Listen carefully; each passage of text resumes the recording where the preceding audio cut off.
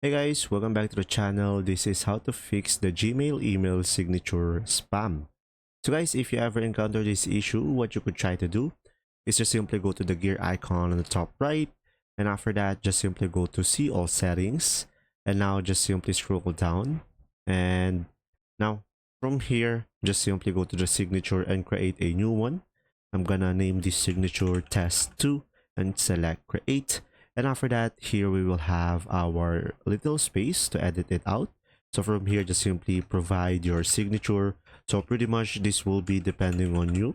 Just simply provide a customized one.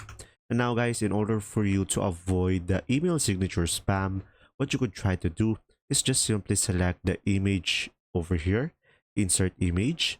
And now from here guys, do not upload image on the Google Drive. I recommend going for the web address URL over here. So just simply paste the URL of the image. Now, in order for you to have the link of the image, I recommend going for this website, which is imgur.com. And from here, just simply select new post over here on the top left, and just simply drop your image over here. And now once you have dropped it, you can just simply right click on the picture, and from here you will have an option copy image address.